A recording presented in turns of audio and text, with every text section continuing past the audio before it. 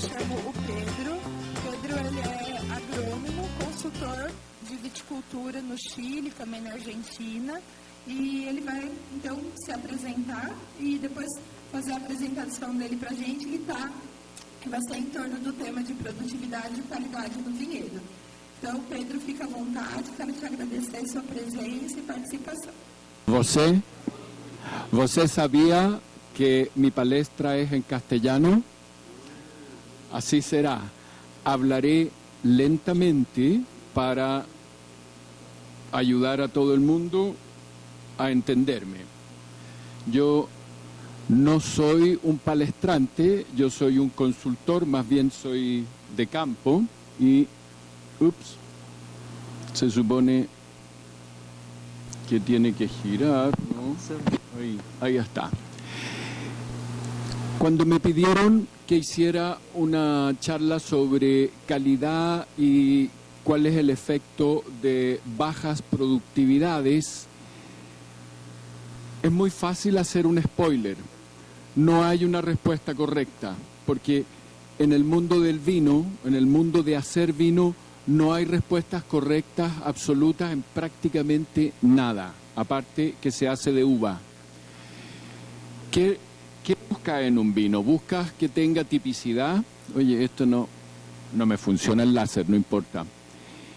Que tenga tipicidad, que tenga un relato, porque el vino no es solamente un producto que está dentro de una botella, sino que es algo que está alrededor de la botella y que cumpla con ciertos parámetros organolépticos de un alcohol potencial en ese rango de 12 a 14, una acidez total, un pH, una alta concentración de ácido tartárico, ojalá baja de ácido málico, alta concentración de fenoles y un equilibrio entre fenoles y antociano. Estos son parámetros principalmente para vinos tintos, para que se mantengan en la vida. Entonces, ¿cómo se construye la calidad? Y esto es un poco una presentación que hice pensando en las condiciones locales.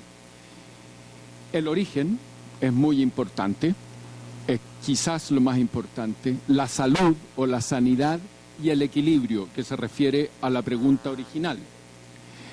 El origen se construye del clima, el suelo, la vida o la biología, que son conceptos que hoy en día se están entendiendo un poco mejor, antes ni se hablaba, y la cultura del lugar.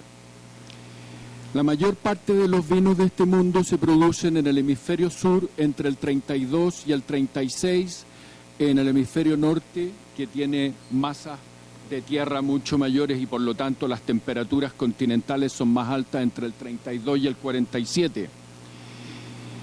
Y la calidad de vino, en mi opinión, y creo que todo el mundo lo comparte, es reflejada en esta pirámide. En primer lugar, el terruño, el terroir, el viñedo, cómo se armó el viñedo, la añada, el año, que es donde interviene el hombre y la naturaleza, porque en los años nosotros vemos promedios de temperatura y decimos esto funciona así, pero los promedios de temperatura y precipitación son de una variación enorme.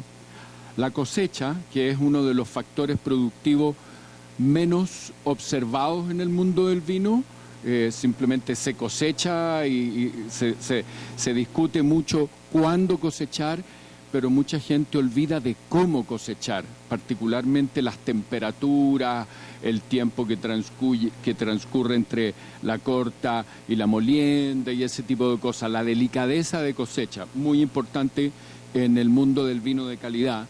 Y después todo el proceso de elaboración y todo lo que se hace adentro de la bodega, que cada vez va teniendo un impacto menor en el resultado final de calidad. Sin embargo, en cada una de estas capas puedes multiplicar por 0 y arruinar el proceso. El clima, que es un factor fundamental y en el caso de ustedes es especialmente particular, se compone, por supuesto, del macroclima, que tenemos la latitud, las precipitaciones, los ángulos con que afectan los rayos del sol, la exposición de las laderas. Aquí la fisiografía está llena de colinas que apuntan hacia un lado, hacia otro, y esas dos condiciones modulan la luz, la suma de temperatura, la oscilación térmica y el viento. Y después tenemos el microclima alrededor del racimo, que el hombre puede hacer muchas maniobras y que tiene, lo vamos a revisar un poco más adelante, tiene mucho impacto en cómo funciona. Hay terroirs famosos en el mundo como Stellenbosch, normalmente asociados a montaña. Esto es Stellenbosch en Sudáfrica, el Côte d'Ivoire, el Valle del Maipo en Chile, y todos ellos son únicos. Por lo tanto, los vinos que se producen en cada lugar son únicos. ¿Cuáles son los factores? Este es un resumen de lo anterior: el clima, el suelo, la tecnología que arman el factor terruño. Ahora, en el caso de Brasil, que no está en la franja original de los vinos y que el ángulo de incidencia del sol al mediodía en el equinoccio, cualquiera, de otoño o de verano, da lo mismo, es bastante alto y por lo tanto las temperaturas son altas, y que si observamos sus temperaturas, los días grados, todos están familiarizados con el concepto días grados, la suma de temperaturas sobre 10 grados que se junta durante el año y que genera el índice de Winkler, que es Úpale. En California se desarrolló hace muchos años en el mundo del vino un índice que se llama el índice de Winkler. Lo desarrolló un señor Winkler hace 50 años atrás o quizás más, en que básicamente mide durante los 6 meses de crecimiento cuántas horas hay sobre 10 grados Celsius, porque la vid no trabaja bajo 10 grados Celsius, solo trabaja sobre 10 grados Celsius.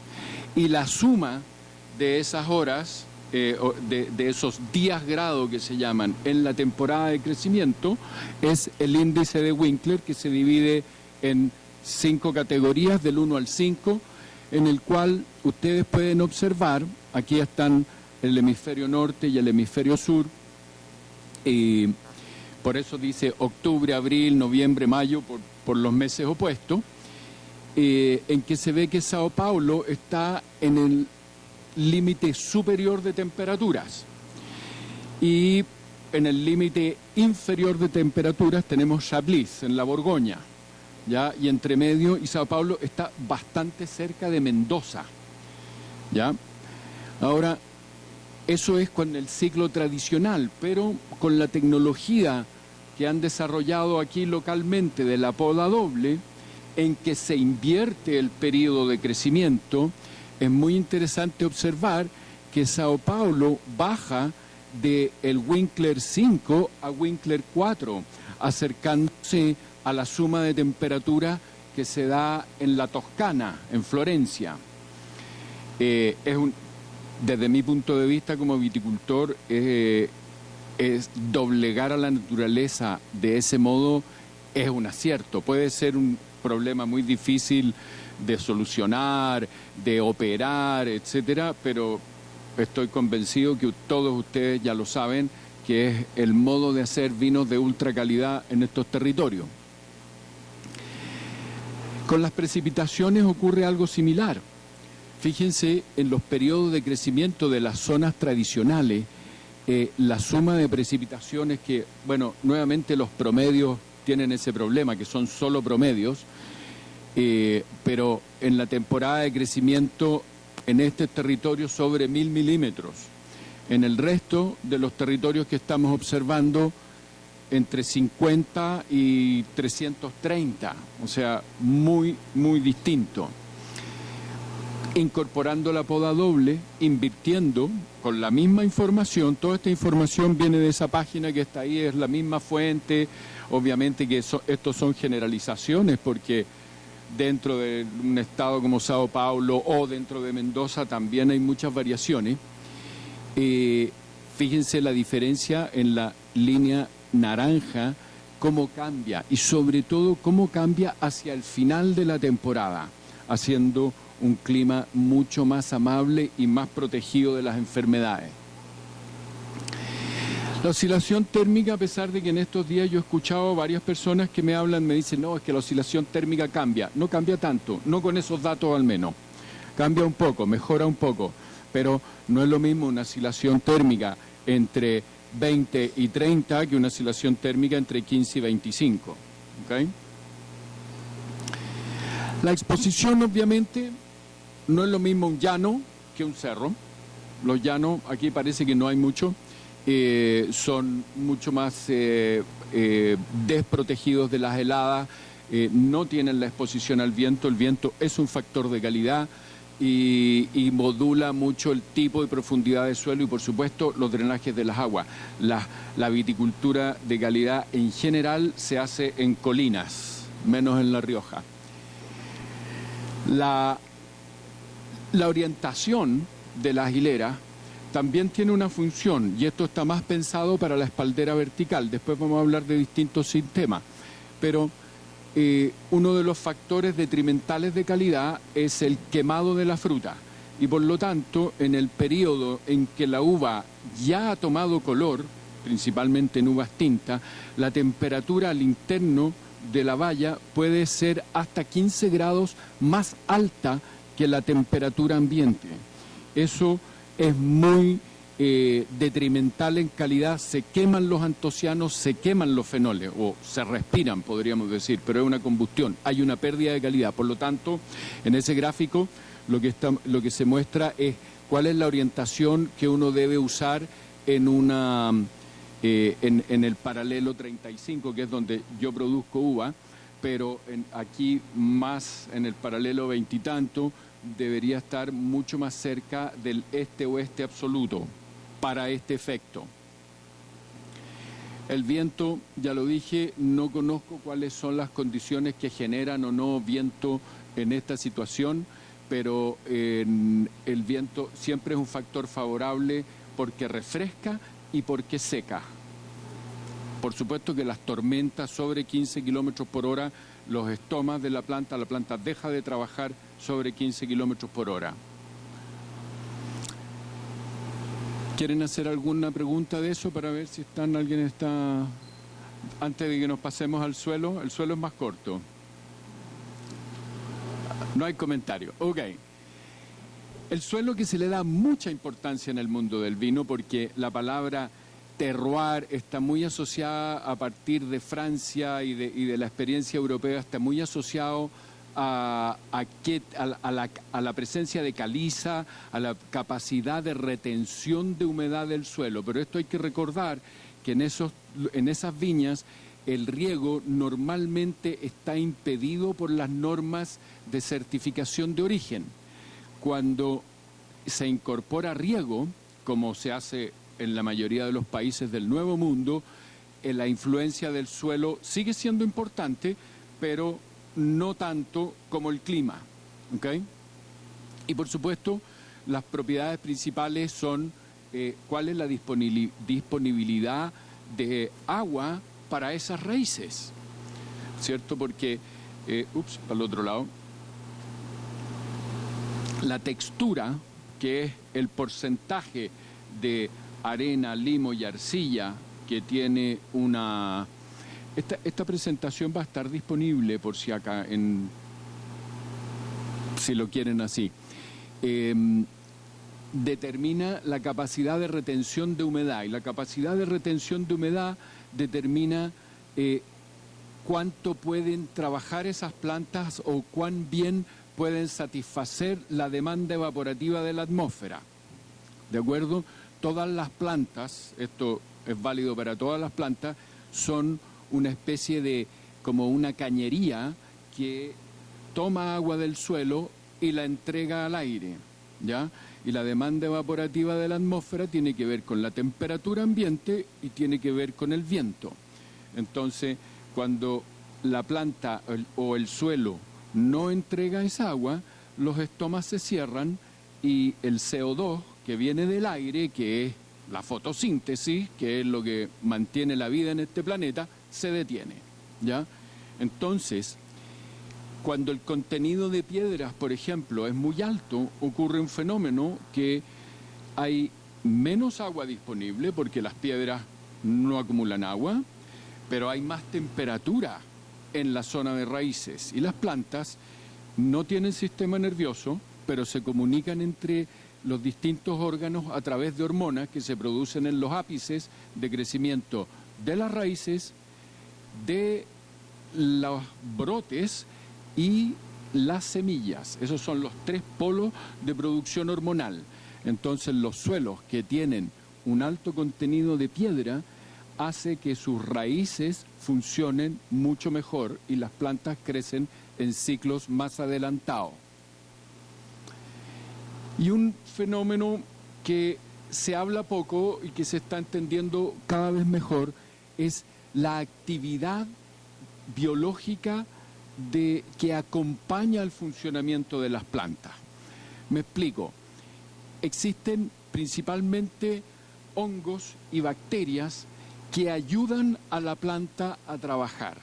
Las micorrizas, que son las más comunes, están en todas las plantas y multiplican el efecto de las raíces.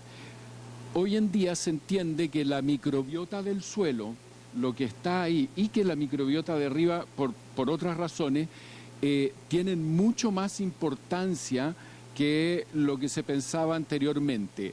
Las raíces no interactúan directamente con la solución suelo, sino que están mediados a través de una microbiota que multiplica su acción. ¿Y cuál es la importancia de esto? Y tiene que ver con la agricultura regenerativa y tiene que ver con el cuidado del ambiente, es el cuidado del suelo. Cuando yo estudié, el suelo era una especie como de elemento de sostén de las raíces. No es así. La vida del suelo es fundamental para hacer funcionar a todas las plantas y, por supuesto, a las vides. De hecho, hay publicaciones recientes en que explican características enológicas a partir, o más bien relacionan características enológicas a partir del microbioma que existe en ese lugar, con la teoría de que es posible, no sé si la palabra es exportar, pero mejorar la capacidad o la expresión de algún lugar usando los microorganismos locales. Lo que muy probablemente, esa teoría es probablemente incorrecta porque el multifactorial que ocurre alrededor de cada lugar es tan grande que es muy difícil copiar lo que ahí ocurre. Uno puede copiar el tipo de barrica que va a usar, pero vas a tener además un resultado distinto. La tipicidad es muy característica y es muy difícil de copiar. Entonces, esas son las condiciones con que se arma el lugar. Ahora, ¿cómo se arma un viñedo? El objetivo central, en mi opinión, y aquí podemos discutirlo, es que los viñedos deben tener un vigor medio. No mucho, porque todos los seres vivos, cuando estamos muy cómodos, no queremos reproducirnos. Eso lo podemos ver en todas las sociedades, en todas las plantas, etcétera. Y cuando estamos muy incómodos o estresados, tendemos a mayor reproducción, porque es el instinto inicial de los seres vivos, perpetuarse. En algunas condiciones llegamos a inventar hasta la eternidad, porque queremos conservar nuestro código genético. Las plantas, las parras en particular, se perpetúan a través de los pájaros. Los pájaros es el elemento de diseminación de la vid. ¿Y cómo se hace una vid que está estresada más atractiva? Más color, más sabor, más aroma. Lo mismo que le gusta al enólogo. Entonces, cuando el estrés es excesivo, eso sí, eso daña la longevidad de la planta per se, porque hay que recuperar las reservas y tener la capacidad de vivir largo plazo. Pero el estrés medio, y por eso el vigor medio, es necesario para producir buena calidad. Entonces, y después tenemos el grave problema de la salud, que es un problema mucho mayor de lo que la mayor parte de los consumidores se da cuenta, o la sanidad, y eso depende del diseño, depende de la genética y depende del manejo. En el diseño del manejo, en el diseño del viñedo hay muchas funciones, y aquí voy a empezar a andar un poquito más rápido, pero si el objetivo es un vigor medio y tener una uniformidad de crecimiento vegetativo y uniformidad de madurez de uva, y esto es particularmente importante en tintos, cuando yo cosecho todo, y no quiero tener bayas que tienen gusto a ciruela junto con bayas que tienen gusto a mora, porque o que estén muy verdes. En blancos es más discutible. En un blanco uno prueba y siente un poco de cítrico y después siente un poco de durazno, y eso ahí se llama complejidad. En tintos la uniformidad es súper importante, y eso se logra con uniformidad de crecimiento, que todas las partes de la planta y todas las partes del viñedo a cosechar tengan el mismo nivel, la misma relación hoja-carga. ¿Han oído hablar del índice de Rabás? ¿Sí? Lo voy a explicar brevemente porque tiene que ver con lo que viene más adelante. El índice de Rabás lo inventó el señor Rabás hace un siglo y tanto atrás, que es el cociente, la razón entre la cosecha y el peso de los sarmientos que generó esa cosecha. O sea, es una relación entre los kilos producidos y la capacidad fotosintética de la viña ese año. ¿Se explica? Después vamos a ver algunos números al respecto, por eso lo explico. Entonces, en densidad de plantación, y esto un poco, existen dos escuelas. Existe una escuela que dice, para generar ese estrés medio, debemos hacer que las raíces compitan entre ellas y por lo tanto hacemos alta densidad. Existe otra escuela que es más asociada a esto, eso es más bien europeo, podría decirse. Y existe otra escuela que es la escuela más Nuevo Mundo, más Nueva Zelanda, etcétera, que dice, no, hay que, para lograr a ese nivel medio de crecimiento, tenemos que permitir que la planta exprese todo su vigor. Si es que el suelo es muy potente, pongo pocas plantas, de manera que diluya el vigor en todo ese espacio, ¿ya? En la escuela de la competencia de raíces, las densidades van desde 5.000 hasta 10.000 plantas por hectárea, que es mucho, y en la escuela de expresión de vigor, 1.500 hasta 6.000. O sea, también hay muchos rangos, no hay. Pero en eso hay que fijarse que muchas veces se habla de densidad de plantación, pero la distancia entre los brotes es lo que va a determinar la calidad, y la distancia entre las hileras es lo que va a determinar la cantidad, ¿ya? Y la distancia entre los brotes, yo me fijaba hoy día en la mañana, me fijaba en las viñas que recorríamos, aquí están entre 10, 8 brotes por metro lineal, que es bastante bajo para lo que yo estoy acostumbrado. Nosotros trabajamos del orden de 20 brotes por metro lineal como máximo, y 10 brotes por metro lineal cuando tenemos cultivares de racimo muy grande, porque la congestión es un factor detrimental, pero tener muy pocos brotes es un factor detrimental de la economía. Y la distancia entre filas, eso es mucho más variable y es función de la mecanización disponible. Hay en ciertas condiciones, y probablemente esta, en donde la sanidad es un desafío importante, la distancia entre filas sí favorece por el tema de la ventilación, ¿ok? Entonces, pero en general es un tema netamente económico de disponibilidad de la mecanización. Hablando en espalderas verticales. Aquí, por ejemplo, este es un ensayo bastante antiguo realizado en Sudáfrica, en donde hay, después les voy a mostrar los datos, plantas de muy alta densidad, en donde, como lo que se ve allá en la esquina, eso es de 20.000 plantas por hectárea, versus plantas de 2x2, o sea, 2.500 parras por hectárea. Si ustedes se fijan en los brotes que tienen no son de gran diferencia. Son brotes relativamente similares. Y sin embargo, ¿y dónde está la explicación? Fíjense en los troncos. Los troncos de la alta densidad son unos troncos muy delgaditos. La habilidad de ese tronco para conectar el suelo con la demanda evaporativa de la atmósfera y para mandar sus hormonas, etcétera, es muy inferior que este tronco más grande, y en términos de metabolismo primario, o sea, producción de azúcar, ácido y aquello, no es muy distinto. Sin embargo, aquí de hecho vemos los datos. Ahí están. Este ensayo es bastante viejo, es del año 98, pero hay muy pocos ensayos tan complejos como esto, porque además son destructivos.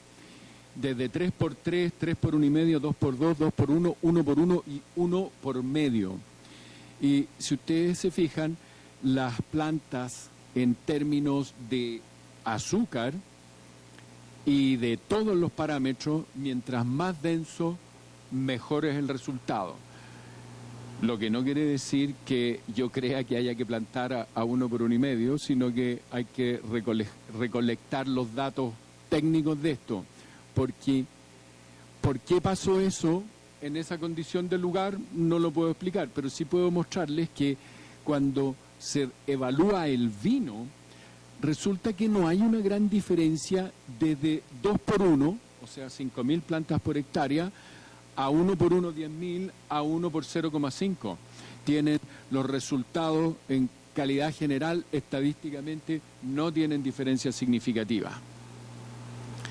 La orientación ya la vimos, pero en una región 4 o 5, como la que estamos acá en la escala de Winkler, debería ser este o este. No sé si aquí esto es realista por el tipo de fisiografía que hay, en que hay muchas colinas, y entonces la orientación queda en función de la mecanización. Si vas a caminar, se hace paralelo a las curvas de nivel. Si lo vas a hacer con un tractor, lo hace perpendicular a las curvas de nivel. Entonces, volviendo a este tema en el diseño, ¿cierto? ¿Qué importancia tiene la altura del cordón y la temperatura? Y esto no es menor, sobre todo en este mundo en que el cambio climático está generando variaciones de temperatura cada vez más extremas. Todos sabemos que el mundo se está calentando paulatinamente, pero lo que sí está pasando con el cambio climático es que los eventos son cada vez más intensos, las lluvias más fuertes y las ondas de calor, los granizos, etcétera. Entonces, cuando se mide esto, resulta que la diferencia entre un cordón a 90 centímetros respecto de un cordón a 1,60 m, 90 centímetros, tradicional europeo, 1,60 m hoy en día, es 1 grado menos de temperatura, que es muy significativo desde el punto de vista productivo. Y eso es en las horas de calor. Eso es febrero para nosotros, para el hemisferio sur, es agosto. Esto está medido en California. Y resulta que para las heladas es lo mismo. Es 1 grado más cálido a 1,60 m. O sea, ¿por qué estamos plantando las viñas, o estábamos plantando las viñas a 90 centímetros y no las plantamos a 1,60 m? Y resulta que hay mucha gente que las estaba plantando a 1,60 m hace mucho tiempo. Como lo que podemos ver aquí a la derecha es Argentina, a la izquierda aquí es California, con muchos sistemas distintos. Eso es una cortina colgante. Allá en California se le llama el high wire, cada vez más común. Y esto es Australia, mecanizado. Y esto es el Piemonte. Es un ensayo en el Piemonte en que tienen ahí una comparación entre un cordón alto y una espaldera vertical. Y esto es Geisenheim, en Alemania, en la estación experimental de Geisenheim también, otra comparación. Y eso, se fijan en la foto, eso es del 2009, eso no es de ayer. Hay una lógica detrás de aquello, y es la lógica de que las temperaturas y la ventilación están mejor moduladas a esa altura. De hecho, este caso me lo encontré en Sonoma, en que los productores levantaron el cordón 90 centímetros desde una espaldera vertical, subieron de los 90 que estaban a 1,80 m, con ese artilugio de cruzar los brazos y volverlo a formar arriba. O sea, la altura es un tema muy relevante y muchas veces poco observado.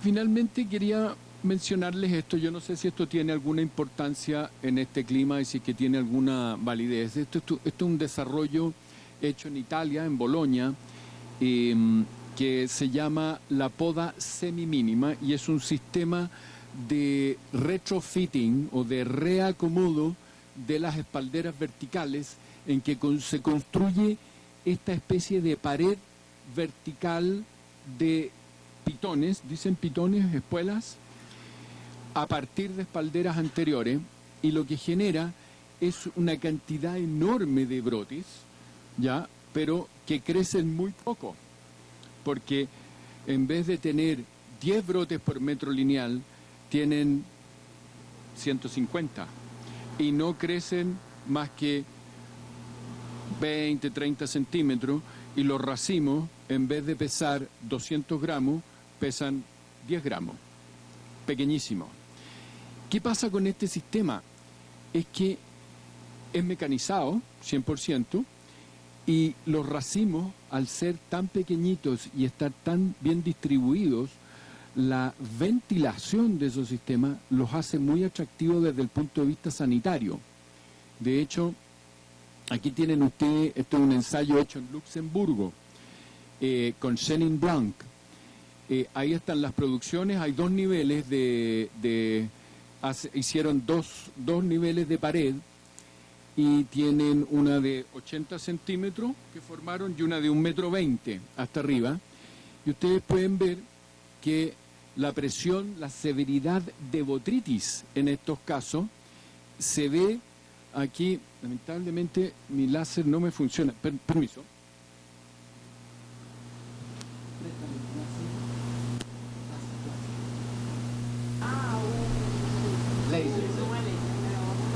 Disculpen.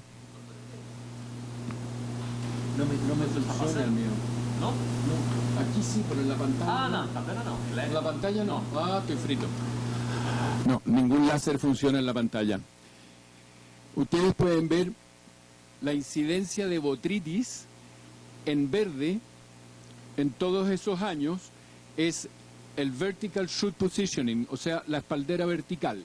Y todos los otros son los distintos tamaños y disposiciones que tuvieron. Y pueden observar que en todos los años, salvo el 2016, la incidencia de botritis, estos son ensayos obviamente sin fungicida, es infinitamente menor con este sistema. Lo que obviamente es una maravilla para cualquiera que esté metido en viticultura. Y después vamos a la combinación. ¿Por qué les mostré eso? Porque eso es muy novedoso, muy distinto. No se ha popularizado. Tengo varias muestras industriales, o sea, hileras completas, en distintas variedades, en distintas partes. Los resultados son casi tan buenos como eso, pero me ha costado aprender a evitar la acrotonía. Por ejemplo, en Cabernet Sauvignon se me fueron todos los brotes, toda la fruta me quedó arriba. No supe formar el tejido de pitones, porque, mira, me voy a... No supe formar esto, que tenga madera por todos lados, todo se me quedó arriba, no es tan fácil, pero es un modelo interesante, probablemente tiene futuro. Salvo que resolvamos el problema de las enfermedades con las combinaciones genéticas, porque la combinación genética es absolutamente fundamental y probablemente una de las tecnologías más relevantes que vamos a tener. No sé si ustedes saben, aquí Brasil es un gran productor de soja y de distintos cultivos, row crops, que se llaman cultivos de cobertera. los cultivos de cobertera en el mundo han multiplicado su producción por hectárea por casi 5 veces gracias a la genética, desde hibridación tradicional hasta organismos genéticamente modificados. En el mundo del vino, no, me voy a saltar esto para pasar a lo que más me interesa. En el mundo del vino tenemos los pies, tenemos los clones, etcétera. Tenemos mucha disputa respecto de cuáles son los pies americanos, porque las distintas publicaciones entregan informaciones contradictorias, y eso no es una sorpresa, porque como la respuesta de esos materiales genéticos es función de un terroir, no necesariamente van a responder, no es lineal. Las respuestas no son lineales. Los clones franceses que se categorizan A, B y C, suponiéndose que los de A son los de menor rendimiento y mejor calidad, B y C, así en escala, no responden de la misma manera en otros lugares. Tienden a hacerlo, pero no es idéntico. Y hay muchas posibilidades. Y esto sí que al Gregory Jones sí que lo conocen. Gregory Jones es un científico norteamericano que ha hecho muchos estudios de cuáles son dónde madura qué fruta de acuerdo a la temperatura media de la temporada de crecimiento. Y que ustedes, Sao Paulo, la temperatura media de crecimiento es 21,7. De acuerdo al Gregory Jones, aquí no se dan las uvas. Solamente sirven para uva de mesa y para pasas. Con la temperatura media de la temporada de crecimiento, con los datos que yo capturé de las distintas páginas, etcétera, disminuye de 21,7 a 19,8. Y eso los mete en el mundo del Cabernet Sauvignon, Sangiovese, Grenache, Carignan, Zinfandel y Nebbiolo, según el Gregory Jones. Pero si ustedes recuerdan, se fijaron que con esos datos la diferencia de temperatura es prácticamente 1 grado promedio en la temporada de crecimiento. ¿Cuál es la diferencia de temperatura que había entre 90 grados, 90 centímetros y 1,60 m? También es 1 grado. ¿Okay? 1 grado es un montón. O sea, si logran agregar otro grado a esto con altura, prácticamente todas las variedades. Yo he observado que aquí le tienen bastante cariño al Sauvignon blanco, allá no se acerca mucho de acuerdo a Gregory Jones, pero son distintas características, etcétera. Existen variedades optimistas y pesimistas, unas que las variedades optimistas básicamente son las variedades que cuando tienen un déficit de agua no lo reconocen, por eso se les llama optimista, como que creen que va a llegar el agua de alguna manera y por lo tanto no tienen buen entrenamiento en el cierre estomático y tienden a deshidratarse, como Malbec, Syrah, Semillon. Y para ellos hay que hacer un trabajo de enseñarles a cerrar los estomas en la parte temprana de la temporada de crecimiento, entre antesis y embero, o sea, cuando las bayas tienen un tamaño un poco más chico que arveja. Y esto, que yo sé que es controversial, personalmente creo que es el futuro, porque va a permitir no abusar de los fungicidas y no provocar tanta creación de resistencia, que es lo que estamos haciendo hoy en día. Hoy en día, cuando yo empecé a trabajar en viticultura en Chile, con 3 aplicaciones de azufre cultivábamos chardonnay y no teníamos problemas de oidio.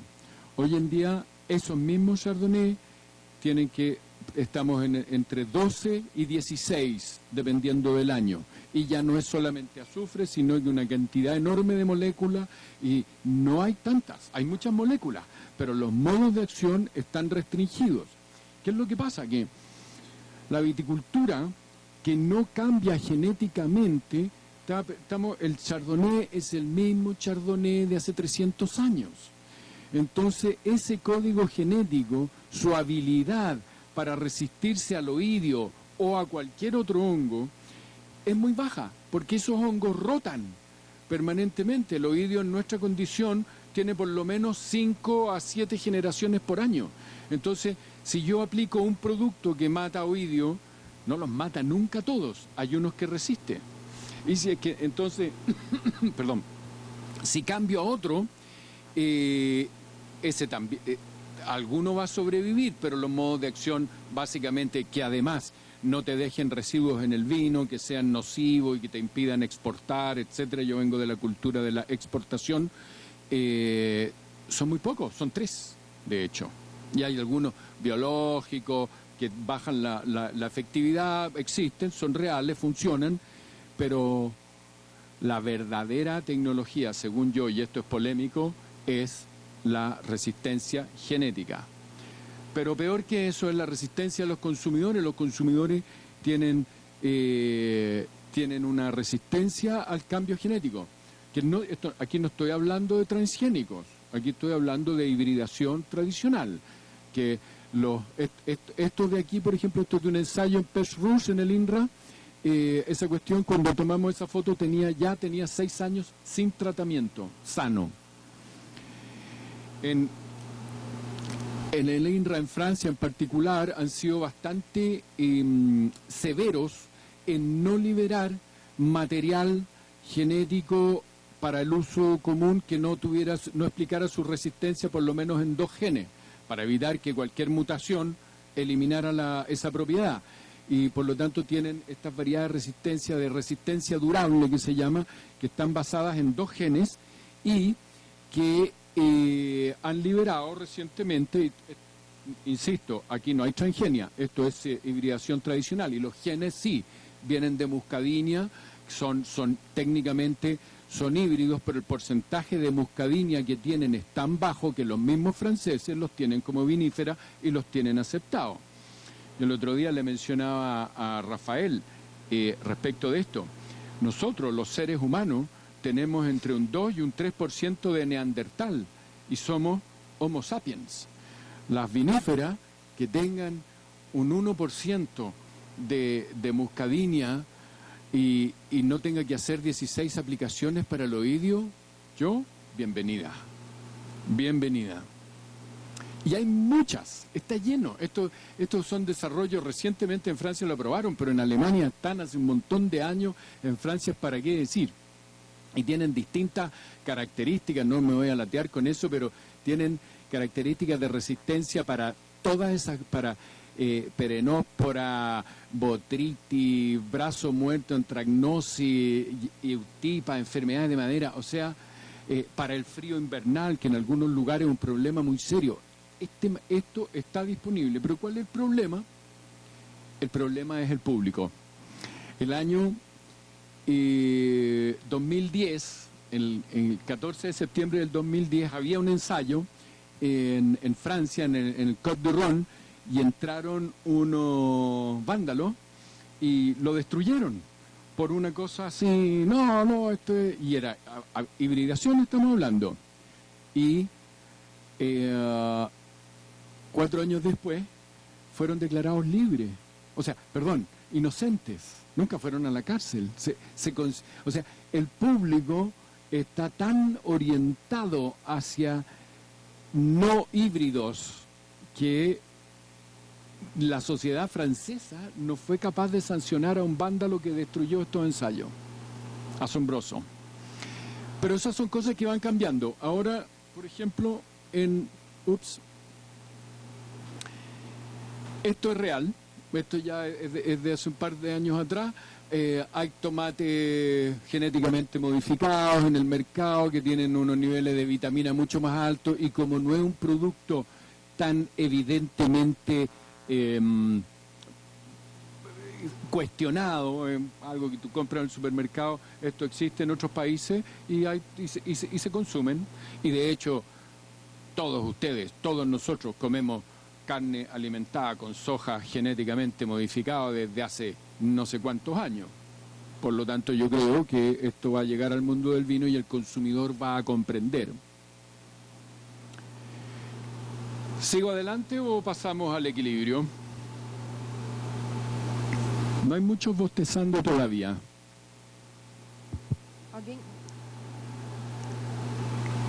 ¿Preguntas? ¿Comentarios? ¿Sigo? Ya. El equilibrio. Ah, perdón. Parece que hay preguntas.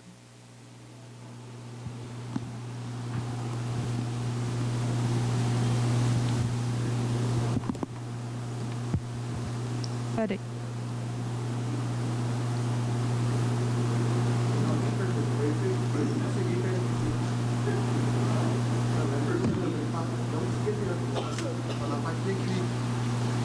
Seguimos el equilibrio entonces. Ok. Oye, pero no, yo no voy a terminar si es que no me hacen alguna pregunta, ¿eh? Aunque sea al final. Para espalderos de vigor medio, el equilibrio, y aquí nuevamente hay 10.000 versiones, según yo, en el clima meridional de las zonas tradicionales del mundo del vino debe tener una estructura permanente bien balanceada entre la parte de raíz y aérea. Son reflejo la una de la otra. Debería tener en el periodo de maduración en adelante, o sea, del embero en adelante, una tasa de 70% de hojas viejas y un 30% de hojas jóvenes. Las hojas exportan o tienen más bien su pic de exportación alrededor de los 60 días de vida. ¿Ya? Todas las hojas deberían, o la mayor parte de las hojas deberían estar bien expuestas y debería ocurrir exposición filtrada de luz hacia los racimos. Una canopia rica en clorofila, que significa no más de 4 capas de hoja, que en el fondo es no más de 2 por un lado y 2 por el otro lado. 16 a 20 nudos por brote, que esos son normalmente brotes de 1,20 m, y tener un crecimiento detenido, ojalá mecánicamente y no por estrés hídrico, entre 40 y 60 días antes de la cosecha. Cuando la canopia se detiene 40 días antes de cosecha de manera natural, significa que la parra está fuera de balance, está demasiado débil y en pocos años no va a tener capacidad de volver a brotar. Entonces el manejo básico es antes del desbrote, ese es el aspecto que tiene una espaldera.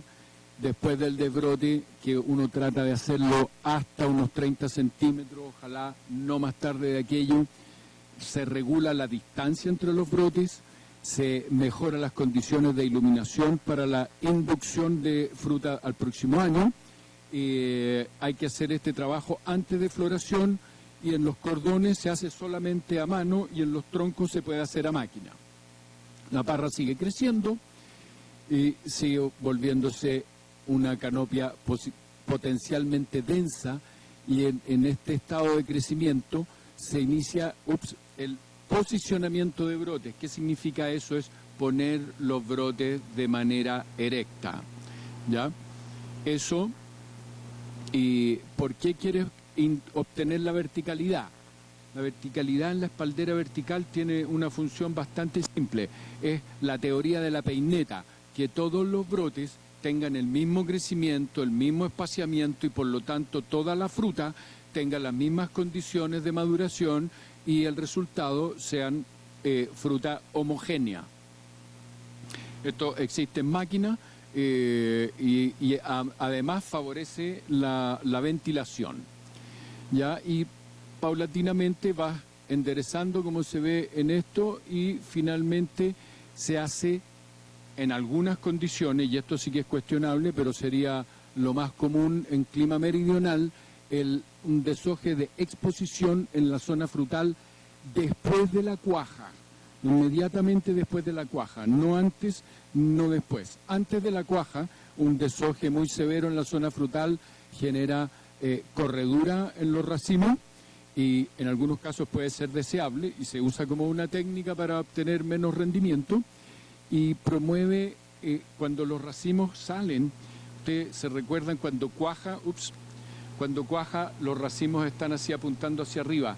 Si cuando llegan abajo ya está deshojado y todavía son verdes y tienen la cera que los protege, desarrollan resistencia a la quemazón por la UV, ¿ya? Porque el quemado es un problema.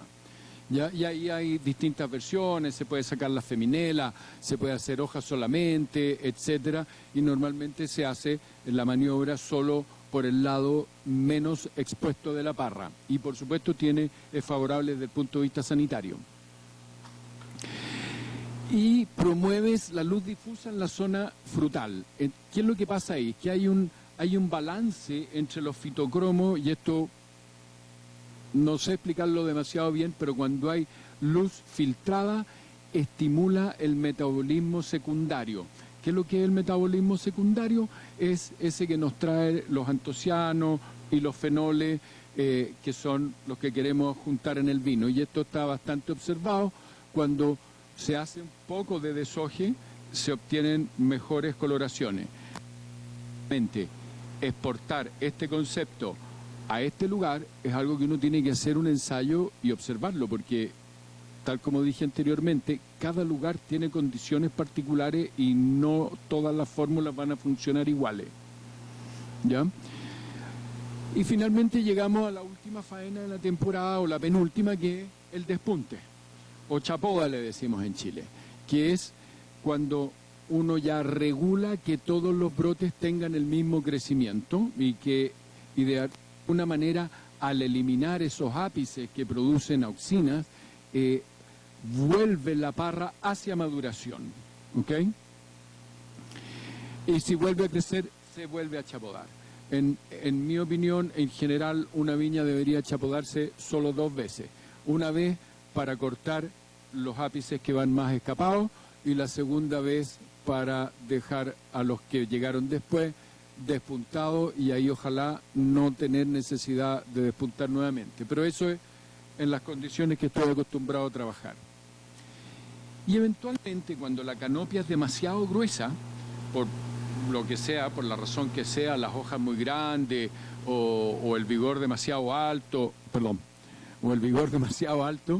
se hace adelgazamiento de canopia también. También uno puede sacar hojas desde adentro de la canopia. Es mejor tener 4 capas de hojas bien iluminadas que tener 8 y que las de al medio se conviertan en hojas parásitas que empiezan a exportar el potasio y alteran la bioquímica de la parra. Y aquí llegamos finalmente a la pregunta. El raleo. El raleo en alta calidad es necesario. Es necesario porque, salvo condiciones muy especiales, es muy difícil que tener un balance perfecto. El índice de fertilidad, o sea, el número de racimos que tiene un brote, normalmente varía del orden de entre 1, 2 hasta 2. Si ustedes quieren hacer alta calidad, el raleo de un racimo por brote es lo normal. ¿Por qué? Porque así voy a tener un brote que está entregándole todos sus fotoasimilados a un racimo. ¿Correcto? Entonces hay un balance. ¿Qué pasa cuando yo tengo la unidad en la planta, pero si yo tengo demasiada fruta, tengo que sacar donde hay 2 brotes, porque así tiendo a uniformar? ¿Se entiende el concepto? ¿Alguien hizo así?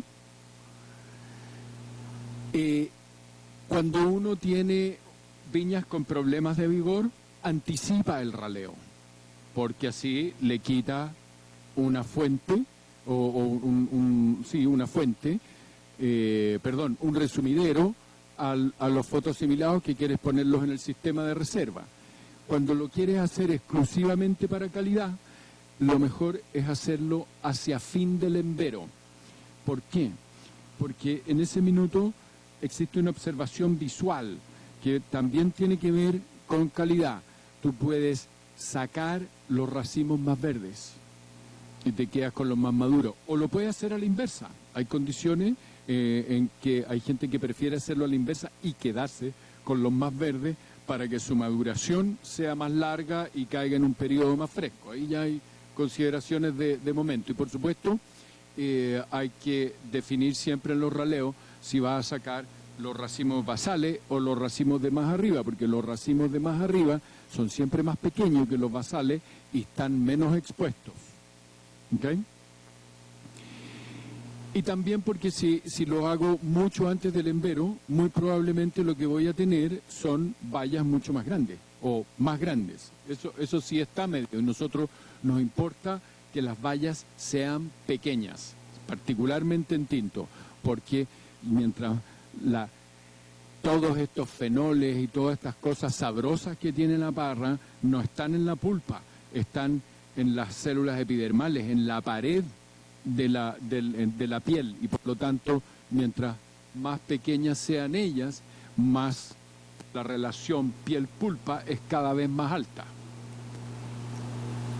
Aquí tenemos un ejemplo de una publicación que básicamente dice esto mismo.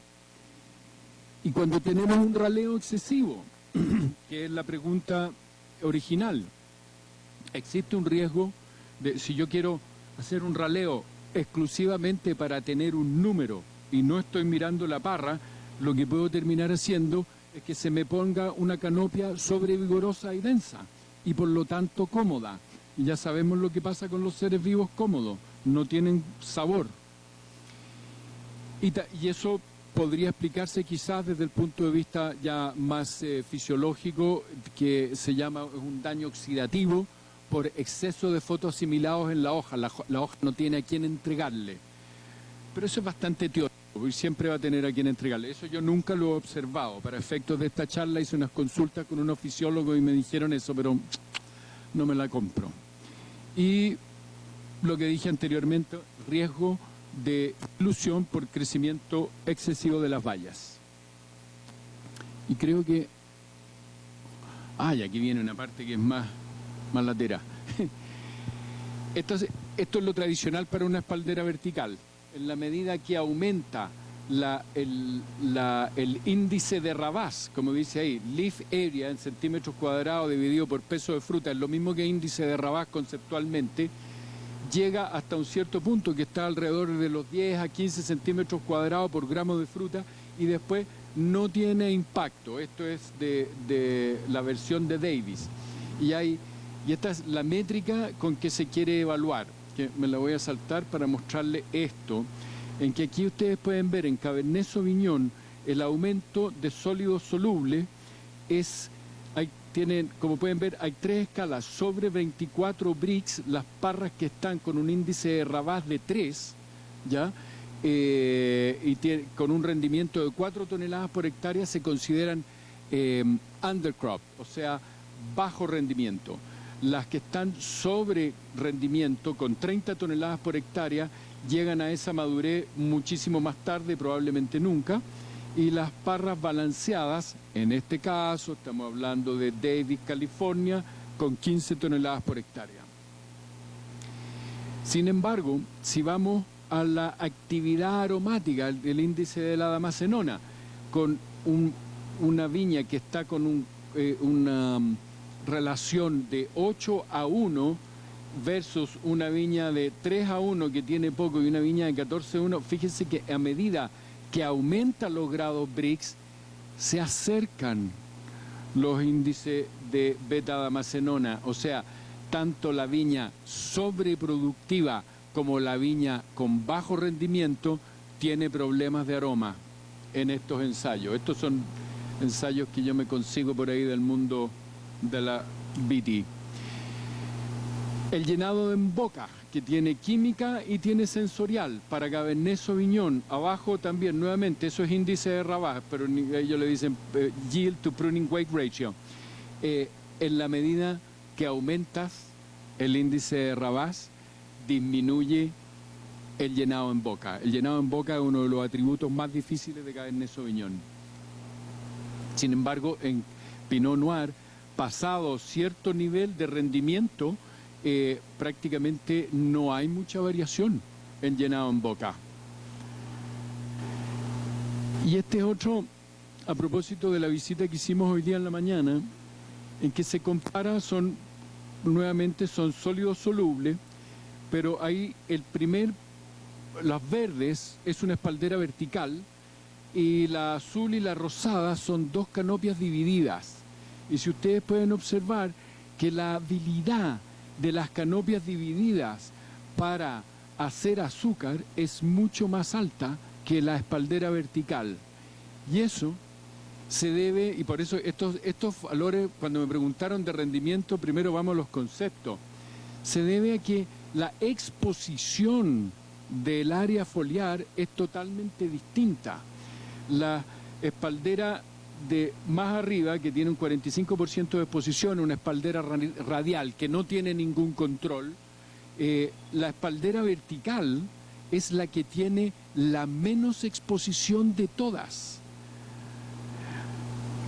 Las espalderas abiertas, ya sea abierta como el cuadrilátero que está allá arriba o el Smart Dyson que está abajo, que es una que se abre así, tiene un porcentaje de exposición mucho más alto.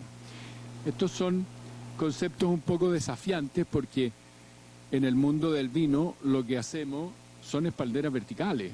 Todos los dibujos que yo les mostré son todos de espalderas verticales, pero la eficiencia de esas espalderas verticales es mucho más baja y por eso que acumulan menos azúcar.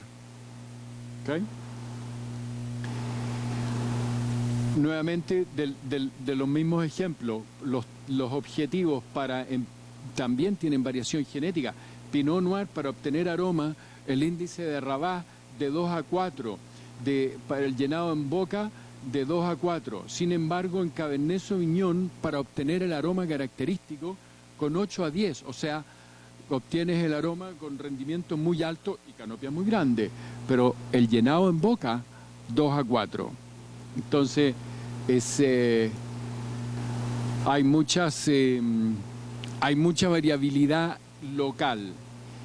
Por último, esto es de otra publicación que dice que básicamente al incrementar la disponibilidad de recursos fotosintéticos, el impacto no es solo el balance que tengo más azúcar, que va a estar entrando más rápido a la valla. Existen impactos que se explican a nivel de estimulación génica, que son que modulan la actividad de la planta y que tienen que ver con la velocidad de carga, pero no es una cosa lineal, sino que hay más que aquello. Modifica la transcriptoma del genético. Esto lo dejamos. ¿Cómo se mide la calidad? Porque la calidad en la primera lámina se medía con un señor con una copa. Estos son los indicadores de calidad a nivel científico y prácticamente nadie los usa. En cuáles son los aromas negativos, cuáles son los positivos, qué es lo que se mide como llenado en boca y por supuesto color. Color es el más fácil de todo, antocianos totales, eso todo el mundo lo tiene claro. Y hasta ahí llegamos. Ahora sí que hay preguntas, ¿o no? ¿Comentarios, por favor?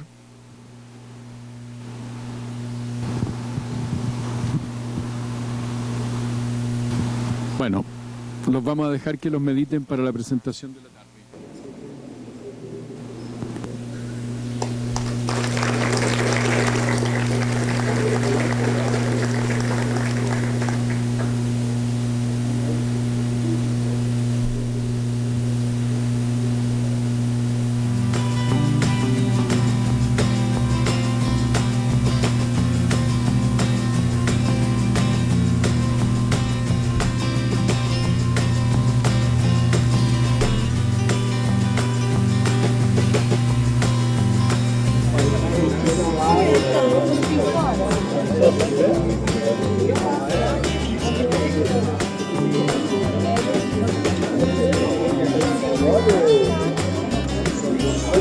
É isso aí, o pessoal que veio, agora é só uma degustação ali. Fica o convite para os próximos anos e